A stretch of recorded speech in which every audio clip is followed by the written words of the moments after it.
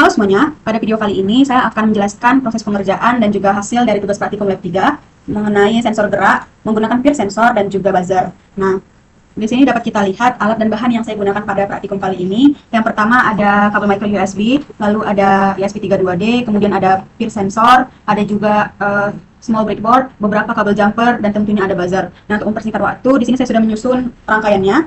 Yang pertama saya sudah memasang peer sensor. Di sini dapat kita lihat untuk pin PCC atau VCC di sini saya hubungkan menggunakan kabel jumper berwarna coklat ke jalur negatif yang ada pada breadboard. Kemudian di sini pin ground pada peer di sini saya sambungkan menggunakan kabel jumper berwarna putih ke jalur positif yang ada pada breadboard. Kemudian untuk pin out-nya saya sambungkan juga ke jalur tengah pada breadboard, tepatnya ada pada di sini. Kemudian di sini saya juga menyambungkan perangkat ESP32D ke device yang saya gunakan menggunakan kabel micro USB. Nah, di sini dapat kita lihat untuk pin 3V3 saya hubungkan ke small breadboard pada jalur negatif. Kemudian untuk pin ground atau GND saya hubungkan ke jalur positif pada breadboard. Kemudian di sini saya menghubungkan kabel jumper berwarna hitam, tepatnya di pin GPIO 4 saya sambungkan ke breadboard yang ada pada jalur tengah. Dia ada di sini. Kemudian untuk pemasangan buzzer dapat kita lihat bahwa kaki negatifnya saya hubungkan ke jalur positif yang ada pada breadboard. Untuk kaki positifnya saya hubungkan di sini. Nah, kemudian di sini saya juga menghubungkan kabel jumper berwarna orange di GPIO 18 pada ESP32D ke small breadboard tepat di bawah kaki positif pada buzzer. Nah, kemudian kita pastikan bahwa semua rangkaiannya sudah selesai atau sudah sesuai dengan panduan pada learning. Nah, di sini kita lanjut atau kita beralih ke pembuatan program pada software Arduino IDE. Kita masukkan saja programnya. Nah, program ini digunakan untuk membaca kondisi dari peer sensor, kemudian mengendalikan buzzer sesuai dengan kondisi gerakan yang terdeteksi. Nah, di awal saya sudah mendeklarasikan buzzer dan juga pin sensor seperti berikut. Yang mana artinya peer sensor terhubung ke GPIO 4, sedangkan buzzer terhubung ke GPIO 18. Nah, kemudian untuk fungsi setup, artinya pin sensor diatur sebagai input karena sensor akan dibaca oleh ESP32, sedangkan pin buzzer diatur sebagai output karena buzzer akan dikendalikan oleh ESP32.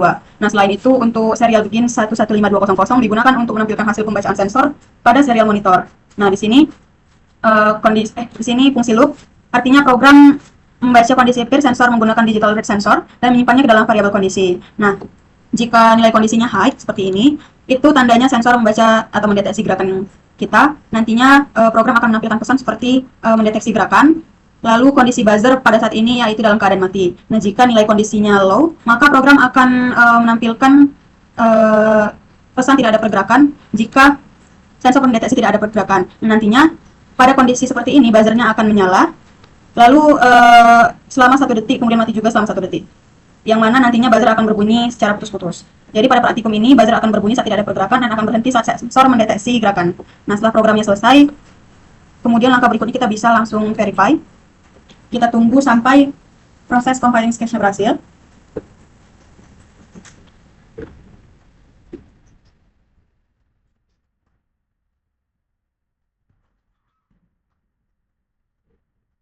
Nah, jika sudah selesai compiling, kita lanjut saja untuk mengupload programnya.